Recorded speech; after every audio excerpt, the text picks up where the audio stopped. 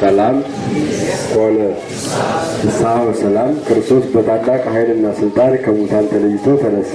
ሰይጣንን አሰረው፣ አዳምን ነፃ አወጣው። ሰላም ከዛሬ ጀምሮ ሰላም ሆነ ነው የሚለን። ሰላም ሆነ የእኛ ሊቃውንት ናቸው ያሉት። ቅዱስ ያሬድ ግን የሚይዘው ይኩን ሰላም። ይሄ ድርሰት የቅዱስ ያሬድ ነው። ከዛሬ ጀምሮ ሰላም ይሁን ነው የሚል። ያው ሰላም ይሁን ሰላም ሆነ አንድ ነው።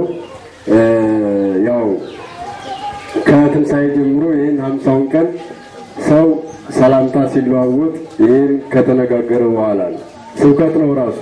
ማንኛውም ክርስቲያን የሆነ ሰው ይህን ከተነጋገረ በኋላ ሰላምታ እንዲለዋወጥ ቤተክርስቲያናችን የሰራችው ስርዓት አለ።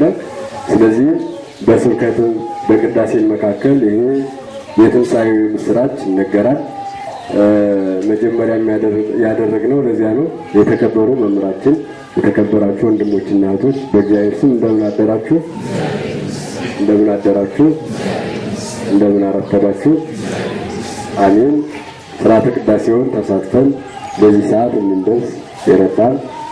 የአባቶቻችን አምላክ ልዑል እግዚአብሔር ቅዱስ ስሙ የተመሰገነ ይሁን። ለምንድን ነው የመጣችሁ? ለምን ነው የመጣችሁ አልኳችሁ? የመጡበትንም አያውቁም። ያንተ ለምን ነው የመጣችሁ? ዛሬ ስልን እኔ የመጣሁት መክፈልት ለመብላት ነው። እኔን የነገርኳችሁ ጥያቄዎቻችሁ ማታ እጃችን ላይ ገብተዋል፣ አይተናቸዋል። ብዙዎቹ ጥያቄዎች ከኛ አቅም በላይ ናቸው። ከኛ አቅም በላይ ማለት እውቀት ብቻ የማይመልሳቸው ስልጣን የሚያሻቸው ናቸው።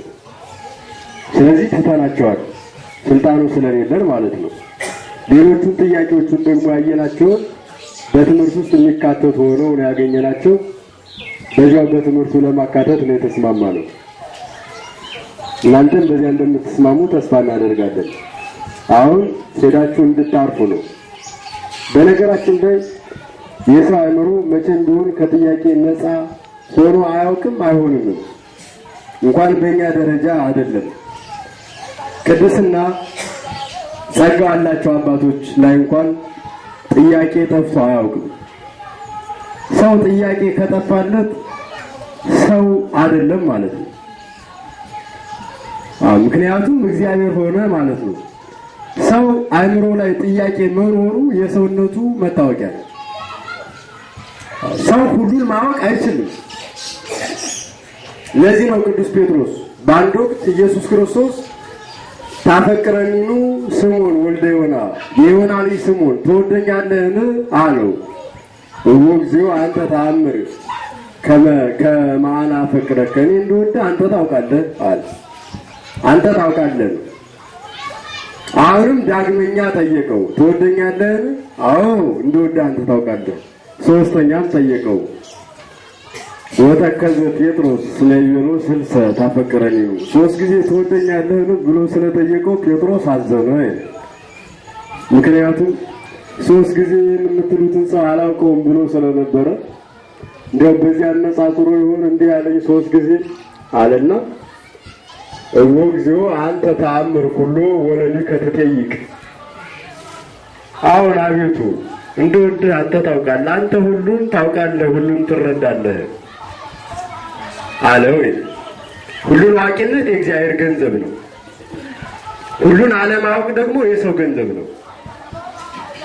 የኛ ጥያቄ የሚመለስባቸው ሶስት መንገዶች አሉ። ሶስት መንገዶች። አንደኛው መጻሕፍትን በማንበብ መጻሕፍትን አንብበን የማይገባን ነገር ካለ መምህራንን በመጠየቅ መምህራንን ጠይቀን የማይመለስልን ነገር ግን በጊዜ ይመለሳል።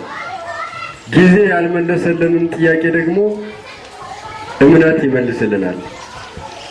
ሁሉን ጠይቀን እንረዳለን ማለት አይቻልም፣ አይሆንም። ሁሉን መረዳት አንችልም። ሁሉን ካወቅን እግዚአብሔር ሆነኛል። ሁሉን ማወቅ አንችልም፣ አይጠበቅብንም። ለኛ የሚጠቅም ማወቅ የሚገባን ነገር ይኖራል። ያንንም ሙሉውን እናውቀዋለን ማለት አይደለም። በከመ ይደሎ ይበቆ ምስጢራትን ማወቅ ለእያንዳንዱ እንደ አእምሮ ስፋት እንደ ሃይማኖቱ ጽናት ይሰጠዋል። ለእያንዳንዱ የሚሰጥ ነው፣ ለሁሉ አይደለም። ያም ሙሉውን ያውቀዋል ማለት አይደለም። የተወሰነ ማወቅ የሚችለውን ያህል ግን ያውቃል። እና አንድ ከመጻሕፍት ጥያቄያችን ይመለሳል። ሁለት እንዳልኳችሁ ከመምህራን፣ ሶስተኛው መምህራን ሊመልሱልን ያልቻሉትን ጥያቄ ጊዜ ይመልስልናል። ጊዜ የማይመልሰውን ጥያቄ ደግሞ ምን ይመልስልናል አልኳችሁ? የመጨረሻ ነው። በእነዚህ አራት መንገዶች ነው የሰው ጥያቄ የሚፈታው። ሰው መቼም ቢሆን ከጥያቄ ነፃ መሆን ግን አይችልም። ሁልጊዜም ጠያቂ ነው። ሁልጊዜም እውቀት ፈላጊ ነው። አይምሮ ሁልጊዜም ተመራማሪ ነው። ሁልጊዜም አንድን ነገር ሲያውቅ ሌላ ነገር ሲሻ የሚኖር አይምሮ ነው ያለን። ስለዚህ ሁሉን ልናውቅ አንችልም። ማወቅ የምንችለውን ነገር ማወቅ አለብን። ግን ግድ ደግሞ ለኛ የማይጠቅሙ ነገሮች አሉ ብናውቃቸውም። ለምሳሌ ማንዴላ ይጸድቃል ላይጸድቅም አይነት ጥያቄ ይጠይቃል ተማሪ። ያው ማንዴላ ጸደቀ ተኮነነ ምንድነው ለኛ የሚጠቅመው? ምንም ጥቅም የለውም። ጥቅም የሌላቸው ጭንቅላታችንን የሚያዞሩ የአእምሯችንን ቡለኖች የሚፈቱ እኛን ከእምነት ወደ ክደት ወደ ጥርጥር እንድንሄድ የሚያደርጉ ጥያቄዎች ይነሳሉ። ጥቅም የሌላቸው ማለት ነው። ያ ለኛ ያን ያህል ጥቅም የለውም። የሚጠቅመንን ሊረዳን የምንችለውን ነገር በተወሰነ መልኩ መጠየቁ ጥሩ ነው። ግን በዚህ አይነት መልኩ ጥያቄ መሆን እንደሌለበት ይሰማኛል ለኔ።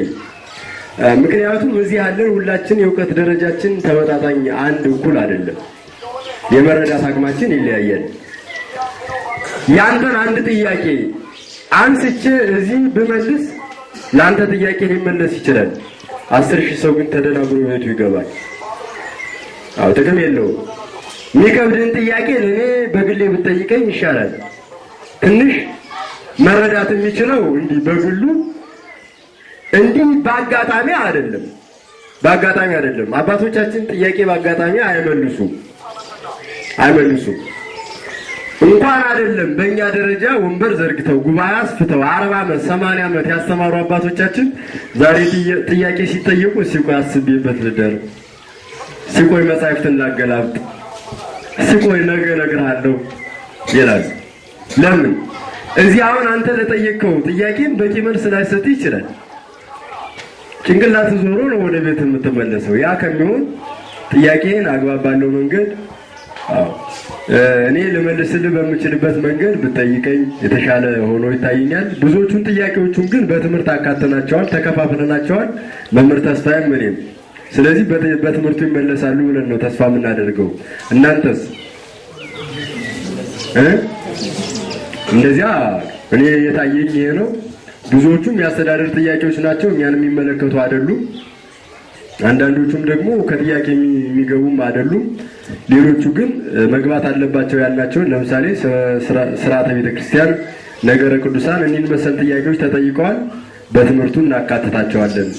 አሁን ግን ተማሪውም ሰብሰብ ይበልና ስርዓተ ቅዳሴውን ተካፍለን ጸበል ጠጥተን ያው ግድ መክፈልቱ ያለዚህ ስለሆነ መክፈልት በልተን እንለያያለን ብዬ ነው የመጣሁት። በዚህ ሀሳብ የምትስማሙ ከሆነ እንስማማለን ማለት ነው። አያስማማንም? መምህር ተስፋዬ ያላቸውን ሀሳብ ያካፍሉናል። እድሉን ለእሳቸው ልስጣቸው መሰለኝ። አዎ መምህር ተስፋዬ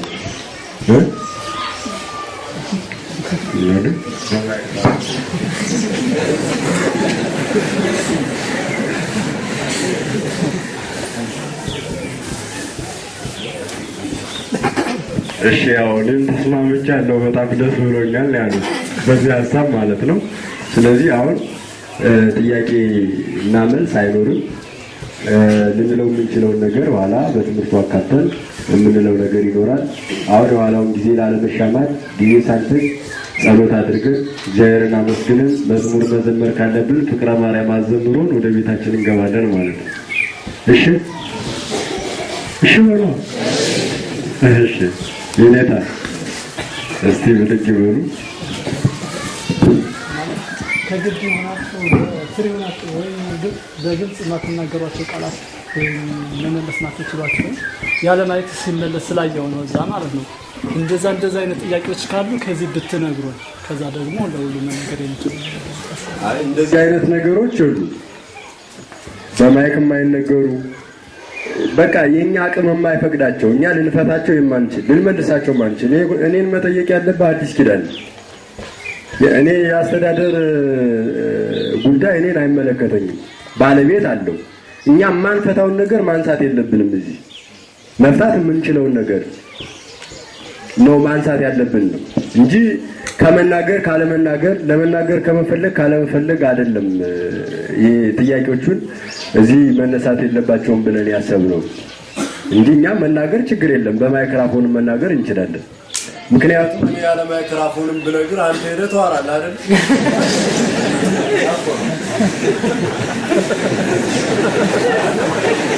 የኔ በማይክሮፎን አለመናገር ምንም ካፌ ወጣ ካፋፍ እንዲሉ ያው ዞሮ አንተ የምታወራው ከሆነ በማይክሮፎንም ነገርኩ ቀስ ብዬም በጆሮ ወዘኔ አሮሰስ ቆስተዝንከሙ ሰብከሙ በዲባን በጆሮአችሁ ሹክ ያልኳችሁ በሰገነት ላይ ተናገሩት እንዳለው በጆሮም ብነግርህ ከተናገርከው መፍትሄ የሌለው ነገር ነው።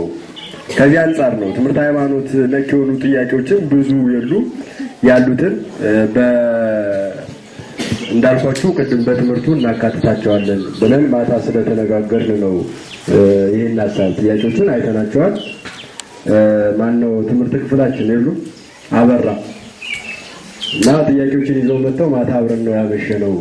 በዚህ ሐሳብ ተስማምተን ነው አሁን እዚህ ዝክረ ሰንበት ከበላን ያለ ጭቅጭቅ ያለ ምን ጸሎት አድርገን ወደ ቤታችን ሄደን እናንተ ማረፍ ብላችሁ የኋላውን ጊዜ ግን በአግባቡ ለመጠቀም ሞክሩ። ጊዜ አጠቃቀም እኔ ካዩዋቸው ግቢዎች እስካሁን በጣም ጊዜ መጠቀም የሚችል ግቢ ጉባኤ መቀሌ። እኛም ምሳ በልተን ሳንጨርስ ተማሪው ግጥም ብሎ ይሞላል። ተማሪው ተሰብስቧል እኮ ብለው ይደውላሉ። እኛ ምሳ ሳንበላ እንደዚያ እንጀምራለን። በተባለበት ሰዓት ለመጀመር ሞክሩ። ጥያቄዎችን በትምህርቱ አካተን እንመልሳቸዋለን ነው የኔ ሐሳብ። ፕሮግራም መሪ ድሉን ልስጥ